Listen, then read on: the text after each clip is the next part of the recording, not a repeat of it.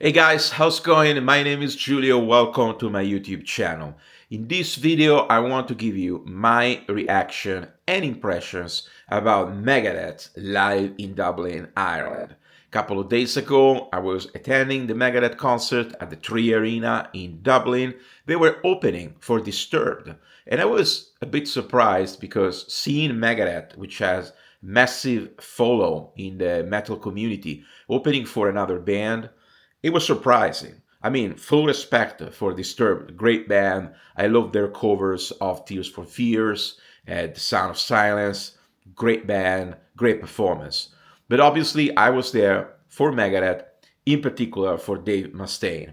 And I have to say that their VIP experience, the whole meet and greet experience, the whole process, the way it was handled, the fact that I felt my time was really well spent, and I was literally with Dave talking about um, aliens and other stuff that is anyway part of his songs, like Anger 18, or In My Darkest Hour, Foreclosure for a Dream. I mean, there's so many great songs, so many great lyrics. For those of you that are into hard rock metal, definitely check Megadeth if you haven't heard them yet, because behind the surface of strong, powerful, a bit angry American thrash metal, there are very intelligent lyrics and very interesting topics. So, meeting Dave for me was both um, a nostalgic experience because I literally grew up listening to metal, and bands like Slayer, Anthrax, Megadeth, and of course Metallica. Um, they were literally the bands that I was listening to and also playing their music. The first bands I played music with, that they were not classical music, they were actually speed metal and thrash metal bands. There used to be a big scene in the region in Italy where I come from. This is like mid 90s, late 90s. So meeting Dave for me was a massive flashback. It was also the opportunity to see in person somebody that I always associated with a certain sound, a certain attitude, and also a certain diverse discography, because Megadeth changed lineup so much over the years to the point that right now the only original member is the founding member of Megadeth. Even he's credited as a co-founder because it's obviously him and the bass player, which I don't want to name in this video. I think that everything starts from Dave, and obviously the godfathers of American thrash metal or metal in general to me still are Metallica with James Hetfield and Lars Ulrich and so forth, Dave Mustaine, and obviously all the other guys like Slayer, Anthrax, you name it. But meeting Dave is not just meeting somebody that does songs. He is a personality, and he has these very strong opinions, and this personality, this character that is like it doesn't have any compromises. Like, I either like you or I don't like you, and I'm not gonna make myself likable. Obviously, throughout the years, and this really it was really clear during the whole meet and greet experience where again I was talking with him and we're exchanging jokes, that he changed and he became a lot more rounded and patient and a lot more thankful. The anger, it was really, really, really low. I can still perceive some of the anger, which is fine, it's great, but it was really, really low. I mean, he went through so much stuff, near death experience, overdoses, cancer, like you name it. And I didn't even read the Mustaine biography. I can already get a lot of that just by meeting him and talking with him. And I really like the fact that he was looking me right in the eyes when we were talking. There was zero celebrity moment. There was zero being pretentious. In a certain way, he kind of reminded me when I met Johnny Rotten, Johnny Lydon, at the book launch here in Ireland. I could be right, I could be wrong. Great experience.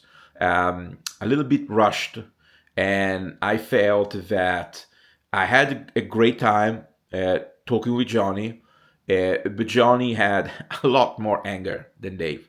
Definitely a lot more anger, and a lot more impatient than Dave.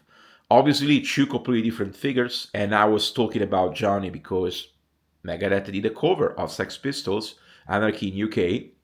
Even Johnny's focus is on Public Image Limited. So if you don't know these bands, check them out. Pale, Public Image Limited, and obviously Megadeth. Dave Mustaine being, in my opinion, the real starting point for Megadeth.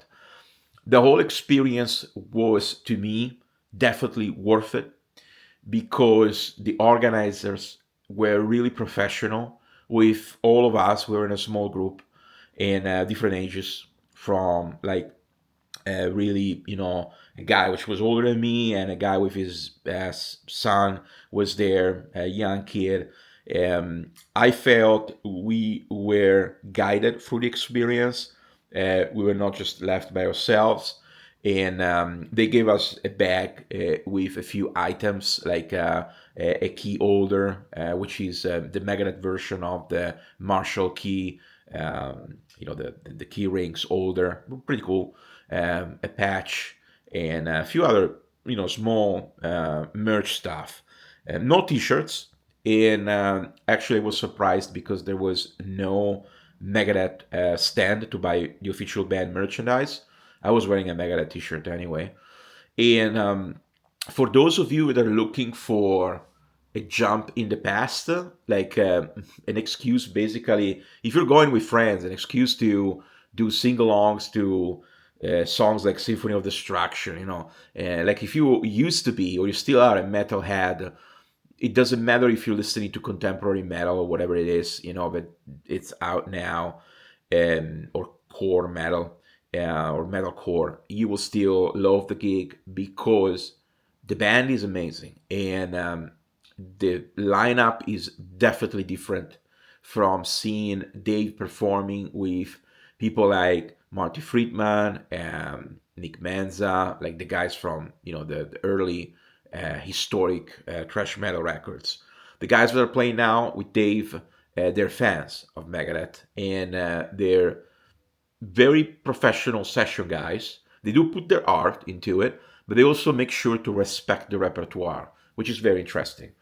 Obviously, it's very good because Dave is the star and is the point of attention, and there's no distractions. Even every single member in the band, they have their moment, like when you have the beginning of Peace Cells, but who's buying, and you got the bass player that comes front and he does the bass line, or you got the solos that you can hear very, very clearly. And funny enough, the Tree Arena is not a very, very good venue, especially for genres like metal, because you got this wall of sound which is projected to you. But I was right in the front and I was surprised about the quality of the sound. Now, Megadeth give you actually a pair of earplugs that you can wear. I had my own earplugs.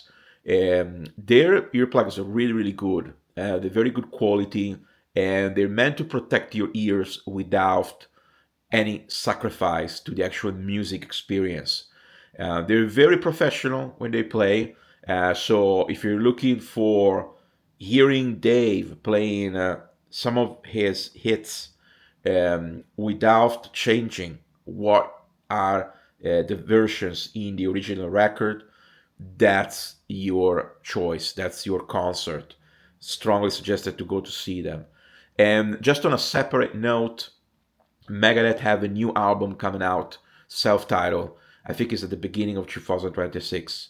They have a song called "The Tripping Point," and they play that song live. It's a single, and I'm looking forward to hearing the whole album because it's a completely different lineup. It's a very new lineup, but definitely if they're going to perform solo, like I mean, they're going to be the actual headliner.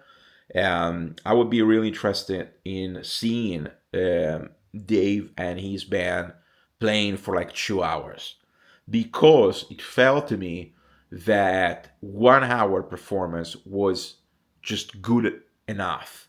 Not because I didn't want to hear more songs.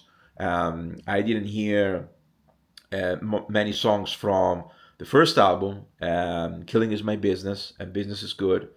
I didn't hear many songs from, Euthanasia or the more recent records, even the 2017 one, the one that they won a Grammy for.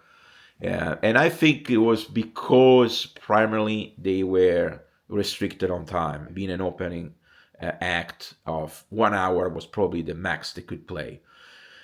But when they finished, I felt the need to hear more. I felt the need. I will probably go and check them out again, but not as an opening act. I want to see a full concert. The point is, Dave, I think he's 64, and he's been going through a lot.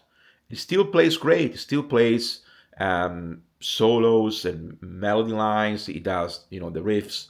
He got the whole, persona, the whole metal guy into his thing. Like he still has that magic, and you can see that live, the passion, the intensity, and it's great. It's awesome to be able to witness that.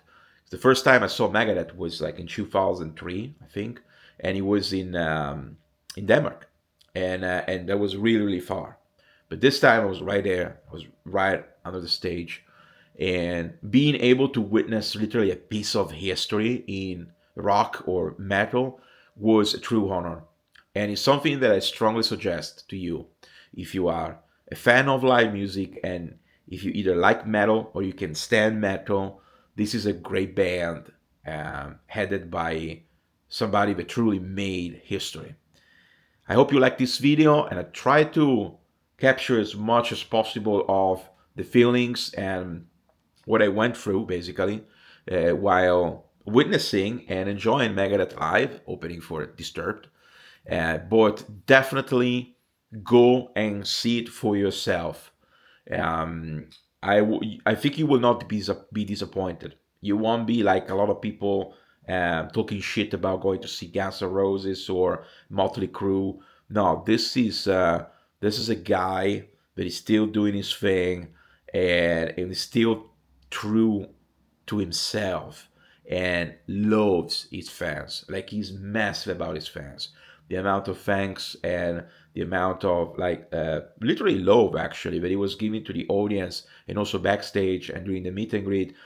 I mean, it was just a really really powerful experience. You don't need to do the meet and greet if you want to enjoy Megadeth live. If you want to enjoy just basically a great live concert. See you soon. Ciao for now.